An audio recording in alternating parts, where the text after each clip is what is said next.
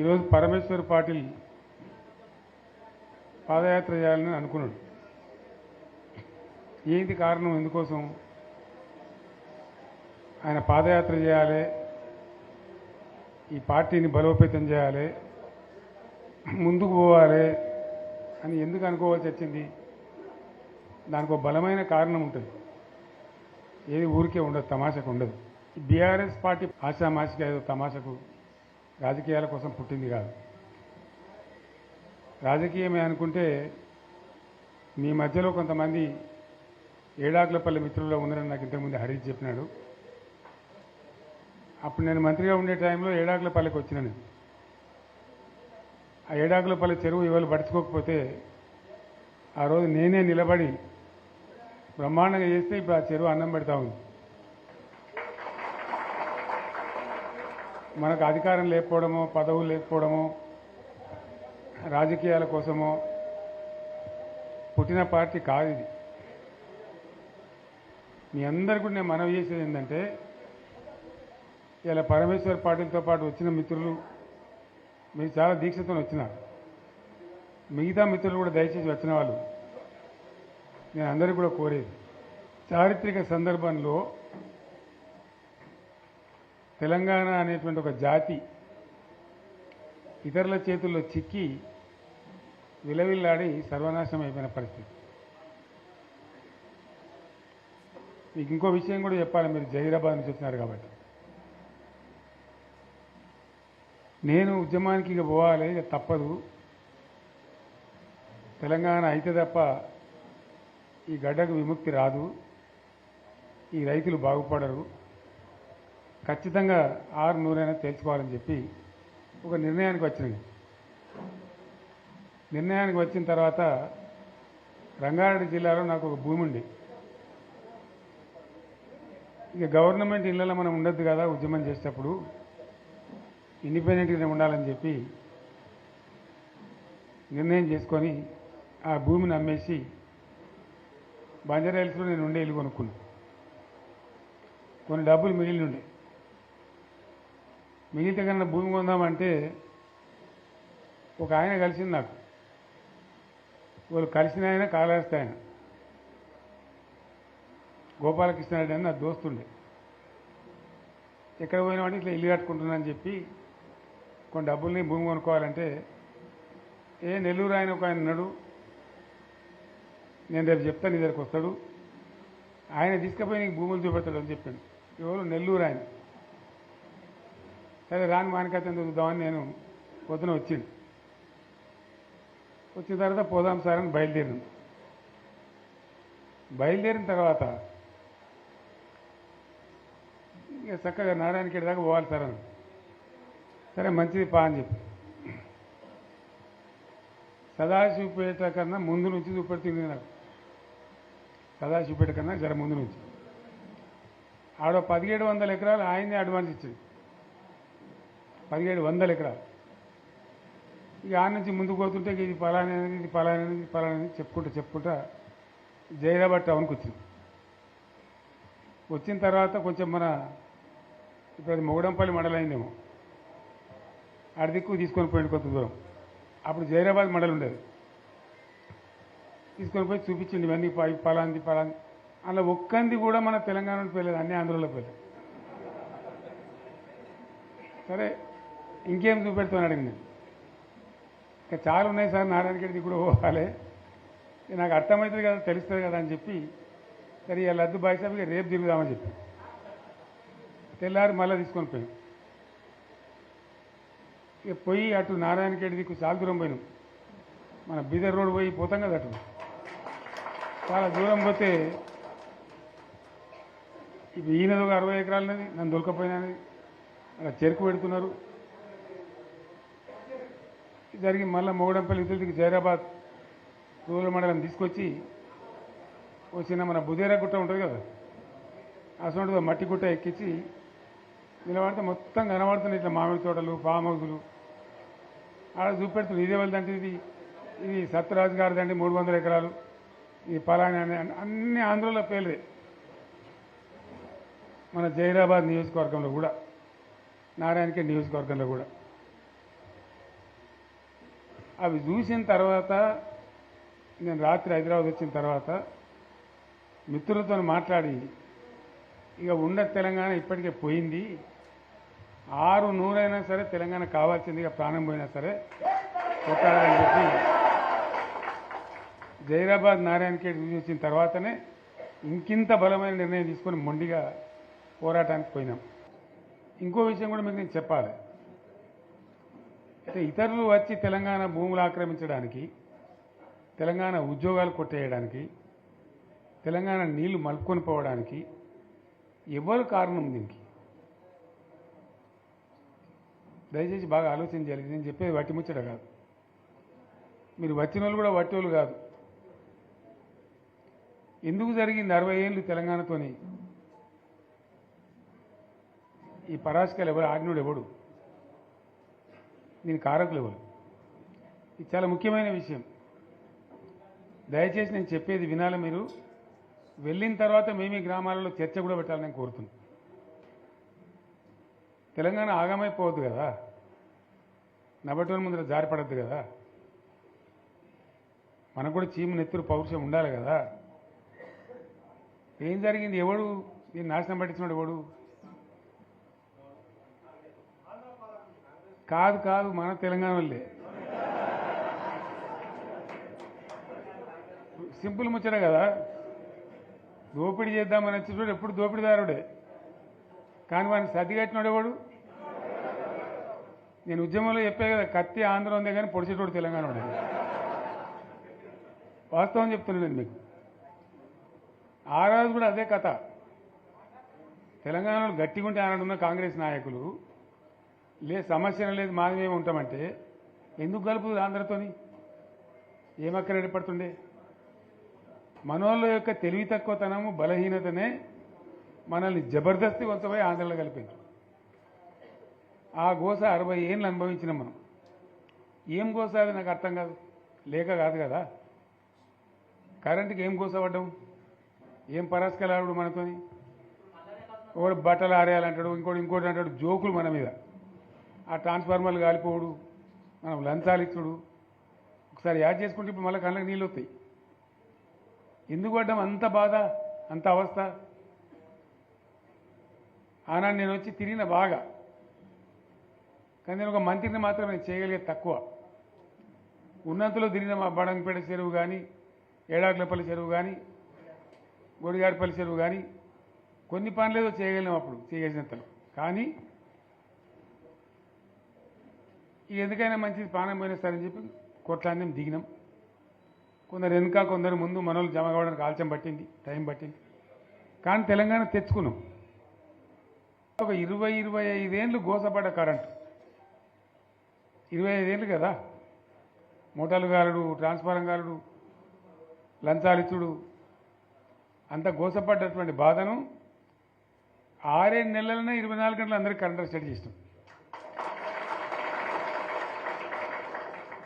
మరి కాంగ్రెస్ వాళ్ళు చాలా పెద్ద సిపాయిలేనాయి. ఒకరిని మించిన వాడు ఉండే. మరి వాళ్ళు ఎందుకు చేయలేకపోయింది 25 ఏళ్లలో? మన తెలంగాణ వచ్చినాక మరి మనం ఎట్లా చేసుకున్నాం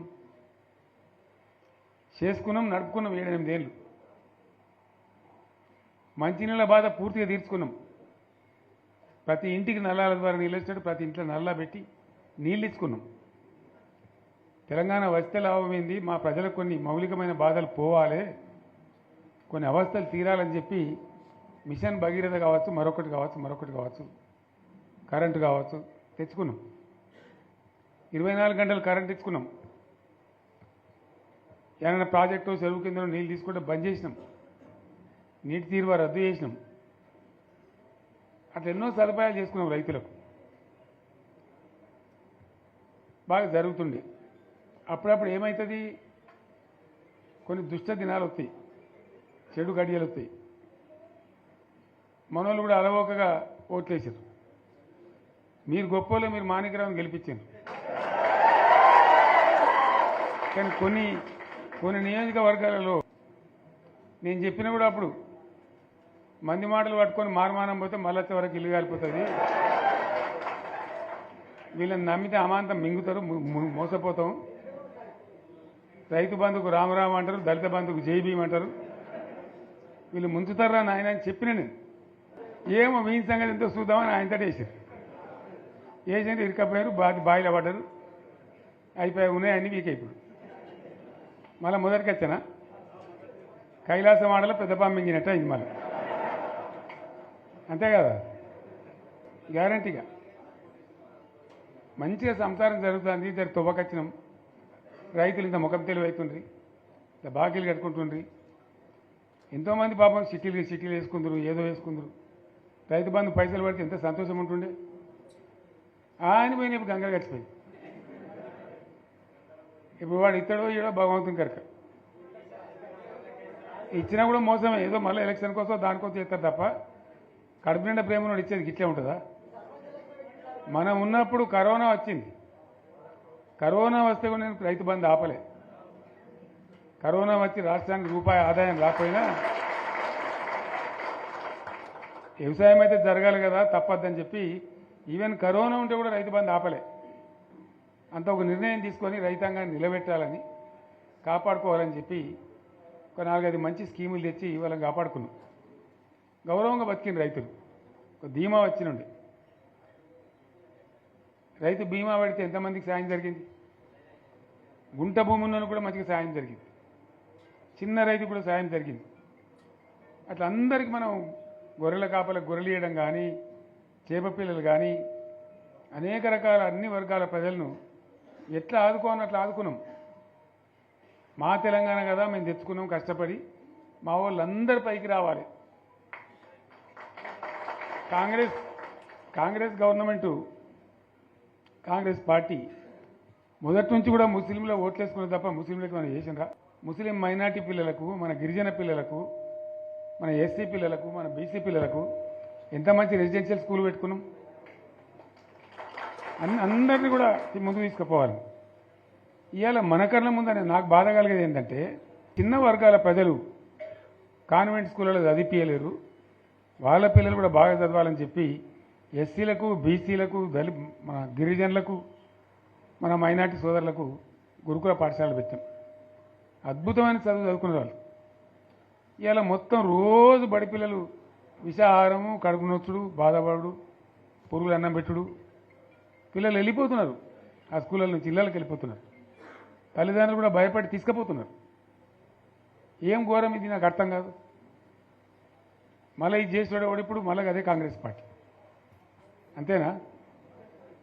మళ్ళీ పాత కాంగ్రెస్ మోపోయింది, మళ్ళీ కరెంటు కోతలు మోపోయినాయి. ఎండాకాలం ఇంకేం గతి అవుతుందో, మార్చి ఏప్రిల్ ఏమవుతుందో. ఇంకా ఇక్కడ కరెంటు కోతలు మోపోయినాయి, ఇటు మంచినీళ్ళు సరిగొత్తలేవు, అడిగే నాతులు లేడు. ఎవడన్నా గట్టిగా నిలదీసి అడితే వాడిని పోలీస్ స్టేషన్లో పట్టేయడం. ఇదేనా రాజ్యం? ఇట్లే ఉంటుందా రాజ్యం? ఎందుకు వచ్చింది ఈ పరిస్థితి చెప్తా. నాకు తెలుసు, నాకేం గుర్తులేదు. నేనేమంటున్నా అంటే, ఇట్లా అనేక పనులు చేసుకున్నాం మనం. గోదావరి నుంచి నీళ్ళు తెచ్చుకున్నాం, నీళ్ళు తెచ్చుకొని మంచినీళ్ళ తర్వాత సాగునీళ్ళు ఎంబడబడ్డాం. మెదక్లో యువతల ప్రాంతం అంతా కొంత అందినాయి నీళ్లు, పాత మెదక్ జిల్లాలో. మీదికి మిగిలిపోయినాయి మన 2 తాలూకాలు ఉండే, నారాయణఖేడ్, జైరాబాద్. వాళ్ళకి నీళ్ళు రావాలి. ఎట్లా రావాలి గోదావరి నీళ్లు? సింగూరు ఓ టైంలో నిండుతుంది, ఓ టైంలో నిండది. మరి నిండినప్పుడు ఎట్లా? గోదావరి నీళ్ళే దిక్కు. ఇక్కడ ఏదైతే మల్లన్న సాగర్ కట్టామో 50 టీఎంసీలతోని, దీనికే లింకు చేసి సింగూరు నింపేటట్టు సింగూరు నుంచి లిఫ్ట్ చేసి సంగమేశ్వర, బసమేశ్వర అని 2 లిఫ్ట్లు పెట్టుకున్నాం. 2 తాలూకాలకు, రెండింటికి కూడా లక్ష ఎకరాల పైచీలకు వచ్చేటట్టు ఎకరాల నీళ్ళ స్టెట్ పెట్టుకున్నాం. టెండర్లు పిలిచినాం, పనులు స్టార్ట్ అయినాయి, గుత్తేదారులు వచ్చిండ్రు, పనులు మొదలుపెట్టిండ్రు. ఇవాళ ఈ కాంగ్రెస్ గవర్నమెంట్ ఆ టెండర్లు ఎందుకు ఆపింది? సంగమేశ్వర, బసవేశ్వర ఎత్తిపోతల పథకాలు ఎందుకు నిలిపేసింది? ఎవరి కోసం నిలిపేసినట్టు? నేను హరీష్ రావుకు చెప్తున్నా, మీరు 2 తాలూకాల ప్రజలను కూడా సమీకరించి సంగమేశ్వర, బసవేశ్వర మీద పెద్ద ఎత్తున దండయాత్ర చేయాలి, పోరాటం చేయాలి. తప్పదు కదా, కొట్లాడితేనే తెలంగాణ వచ్చింది. ఇది కూడా రావాలని కొట్లాడంటే ప్రజలు విజృంభించాలి, అయితేనే నీళ్ళు వస్తాయి. సంగమేశ్వర లిఫ్ట్ రావాల్సిందే, బసవేశ్వర లిఫ్ట్ రావాల్సిందే. ఖచ్చితంగా రెండు తాలూకాలకు కూడా 1,50,000 ఎకరాలకు నీళ్ళు వస్తే పంటలు పండితే మనం బతుకుతాం. అంతే కదా, ఆందోళన కొడితే దానిలో సంగమేశ్వర బసవేశ్వర ఆందోళన కూడా ఉంది. సింగూరు కాక సింగూరు మీది ప్రాంతానికి వచ్చేదంతా కూడా దాదాపు 70,000-80,000 ఎకరాల ఆందోళన కూడా ఉంది. సో అంత మంచి ప్రాజెక్ట్ ఇవాళ కాంగ్రెస్ ఎందుకు ఆపింది? ఓ మినిస్టర్ ఉన్నాడా, ఆయన ఆందోళన. మరి ఆయన ఏం చేస్తున్నట్టు? మంత్రి పదవులు, ముఖ్యమంత్రి పదవులు ఎందుకు? 10 మందికి మెయిల్ చేయటానికా, లేదా తమాషా చేయడానికా? డ్రామా కాదు కదా. కాబట్టి మనం వీళ్ళ మెడలు వంచి ఖచ్చితంగా వాటిని సాధించాలంటే పోరాటానికి సిద్ధం కావాలి. ఓపిక పెట్టినాం మనం ఓపిక పెట్టలేదు. ఇప్పుడు 14 ఏళ్ళు అవుతుంది ఈ గవర్నమెంట్ వచ్చి. మనం ముందే అంటే మనం కన్నేరు అందరూ ఇంకోటి అందరూ ఓపిక పెట్టినాం. ఇప్పుడు వాళ్ళు ఇక కుయ్యలేదు, కుట్టుకోలేదు, ఏం లేదు, మాటనే లేదు. అంటే మనం కొట్లాట చేయాలి. ప్రత్యక్ష ప్రజా పోరాటాలు లేవదీసి ఖచ్చితంగా ఈ ప్రభుత్వం మెడలు వంచి సంగమేశ్వర బసవేశ్వర సాధించాలి. అటువంటి అవసరం ఏర్పడితే పోరాటాన్ని నేను కూడా మీతో పాటు వస్తానని మనం చెప్తాను. తప్పదు మరి, మనకేం చేస్తాం? మంచి మాటకు మంచి మాట, చెడ్డ మాటకు చెడ్డ మాట, అంతే కదా. పోరాటం లేవదీయాల్సిందే. మీ ఎమ్మెల్యే మాణిక్యరావు నాయకత్వంలో, అక్కడ మాజీ ఎమ్మెల్యే భూపాలరెడ్డి నాయకత్వంలో, మీ జిల్లా నాయకుడు హరీష్ నాయకత్వంలో ఖచ్చితంగా దీని మీద పోరాటానికి మీరు బాటలు ఏర్పాటు చేయండి. మొత్తం యావత్ జిల్లా కూడా మీతో కలిసి వస్తుంది. అందరు నాయకులు వస్తారు, అందరు కూడా ఉంటారు. సంగారెడ్డి ఎమ్మెల్యే గారు కూడా మీతో పాటు ఉంటారు. అందరం కలిసి కొట్లాట తప్ప రాదు. అయితే ఈ కొట్లాట మనకు తప్పదు. ఎవలకు? బీఆర్ఎస్ వాళ్ళకు. ఎందుకంటే బీఆర్ఎస్ పుట్టిందే తెలంగాణ కోసం. తెలంగాణ సాధించడం, తెచ్చిన తెలంగాణను లైన్లో పెట్టినాం మనం. మళ్ళీ ఇప్పుడు ఈ దరిద్రులు వచ్చి మళ్ళీ నాశనం పడుతున్నారు, అంతే కదా. మళ్ళీ దీన్ని కాపాడాలంటే ఎవడు కాపాడు? మళ్ళీ మన నుంచే కావాలి. మళ్ళీ ఇది లైన్లోకి రావాలి. అందరూ మంచిగా ఉండాలి. ఎందుకంటే మనకు, మన పార్టీకి కులం లేదు, మతం లేదు, జాతి లేదు. తెలంగాణలో ఉన్న ప్రతి బిడ్డ మనోడే. వాళ్ళు ఏ మతం ఉన్నారు, ఏ కులం ఉన్నారు మనకు అవసరం లేదు. ఈ తెలంగాణ బార్డర్ గీత లోపలిన బిడ్డలు అందరు మనోళ్ళే. అందరూ బాగుపడాల్సిందే. ప్రతి ఒక్కరికి న్యాయం జరగాల్సిందే. ఆ న్యాయం జరిగి ఆ ఫలితాలు తెలంగాణకు వచ్చేదాకా ఇంకెవ్వడు కొట్లాడాడు, ఎవరితో కాదు. అది అబద్ధాల పంచాంగం. మళ్ళా మనమే కొట్లాడాల, అంతేనా? పక్క మాటేనా ఇది? కొట్లాడదాం కదా. ప్రాణం పోయినా సరే తెలంగాణకు రక్షకులు మనమే. తెగించి కొట్లాడాల్సిందే. తెలంగాణ హక్కులను కొట్లాడాల్సిందే మనమే. కొట్లాడి తీరాల్సిందే, అలా రెండవ మాట లేదు. కాబట్టి దయచేసి అవసరమైన సందర్భంలో మీ జిల్లా నాయకులు పిలిపిస్తారు, రాష్ట్రం నుంచి నేను కూడా పిలిపిస్తాను. మీరు సిద్ధపడి ప్రత్యక్ష ప్రజా పోరాటాలు లేవదీసైనా సరే మన ప్రాజెక్టులు సాధించుకోవాలి, మన నీళ్లు సాధించుకోవాలి. మన ప్రజలకు అన్యాయం జరుగుతుంటే ఎదురు తిరగాలి, కొట్లాడాలి. తప్పకుండా ప్రజలకు న్యాయం చేసేదాకా మనం ముందుకు పోతూనే ఉండాలి. తెలంగాణ కోసమే బయలుదేరిన జెండా గులాబీ జెండా. తెలంగాణను సాధించింది గులాబీ జెండా. తెలంగాణను మంచిగా చేసి లైన్లో పెట్టింది గులాబీ జెండా. భారతదేశంలో నంబర్ 1 అనేక విషయాలలో చేసి సాధించి చూపెట్టింది గులాబీ జెండా.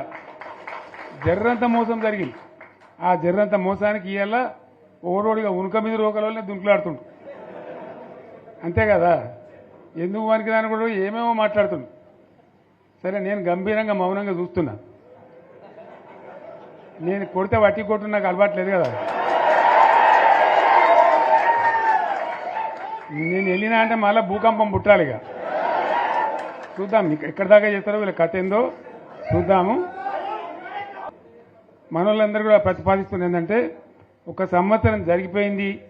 సంగమేశ్వర ఆన్నే పన్నది, బసవేశ్వర ఆన్నే పన్నది, పాలమూరు ఎత్తిపోతల పథకం ఆన్నే పన్నది, కాళేశ్వరం అట్లే ఎండబెడుతున్నారు. ఇవన్నీ అన్యాయాలని. కాబట్టి ఫిబ్రవరి నెలాఖరులో ఒక పెద్ద బహిరంగ సభ పెట్టాలి, వీళ్ళ కథ చూడాలి అనేది జరుగుతూ ఉంది. కాబట్టి మీరు కూడా పెద్ద ఎత్తున దయచేసి ఆ సభకు కదిలి రావాలి. అంత దూరమే ఉండదు. తెలంగాణ శక్తి ఏందో మరొకసారి చూపించి వీళ్ళ మెడలు వంచి ఇప్పుడు సాధించాలి. భవిష్యత్తు కోసం కూడా కొట్టాడకు మనం సిద్ధంగా ఉండాలి. ₹1 కోటి భూమి ఇప్పుడు 50 లక్షల కాడికి వెళ్ళాడు.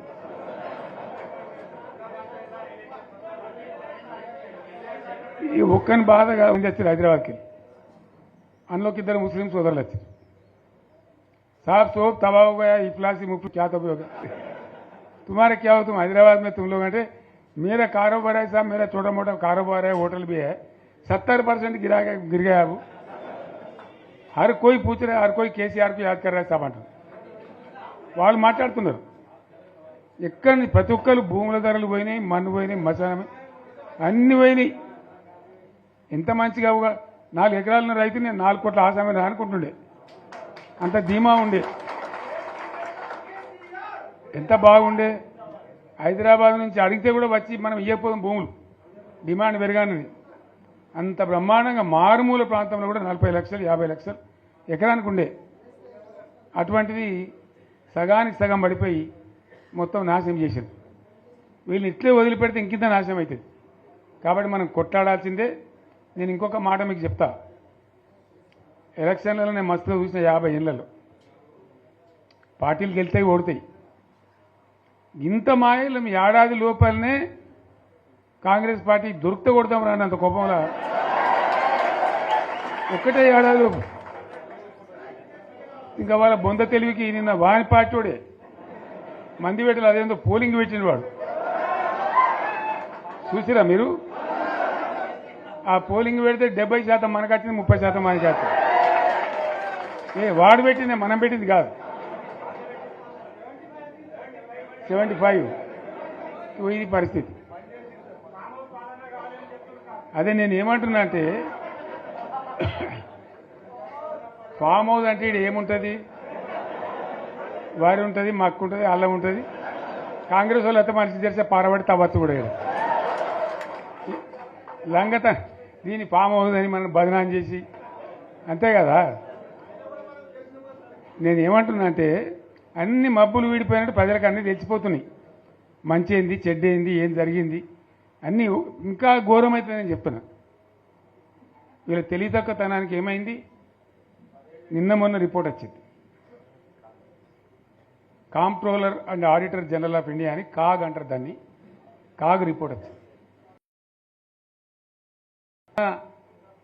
గవర్నమెంట్లో వచ్చిన ఆదాయం కంటే 13,000 కోట్ల రూపాయల ఆదాయం తగ్గిపోయింది. ఇంకా మార్చికి పోయే వరకల్లా ఇంకో 3-4 వేల కోట్లు అవుతుంది. అంటే 15,000 కోట్ల ఆదాయం పోతుంది. 15,000 కోట్లు పెంచుకుంటూ పోయినా, నేను చెప్పి చేసుకుంటూ పోయినాం.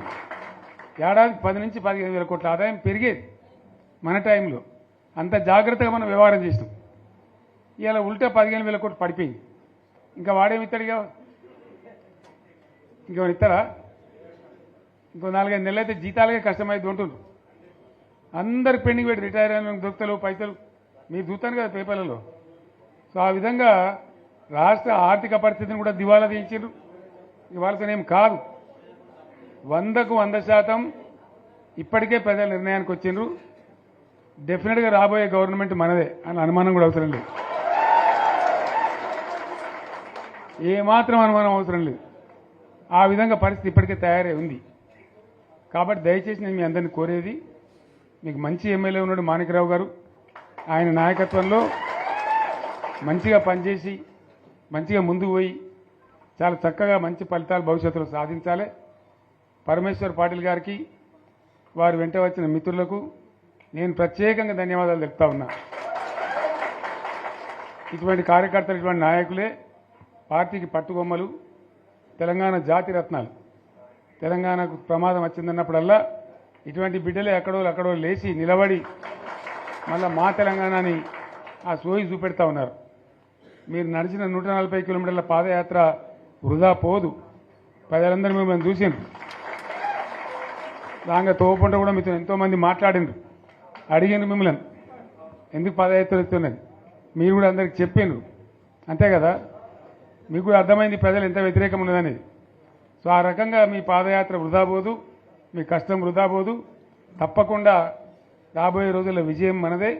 అయితే మన విజయం మన కోసం కాదు, అది తెలంగాణ విజయం కావాలి, తెలంగాణ ప్రజల విజయం కావాలి, తెలంగాణ రైతుల విజయం కావాలి.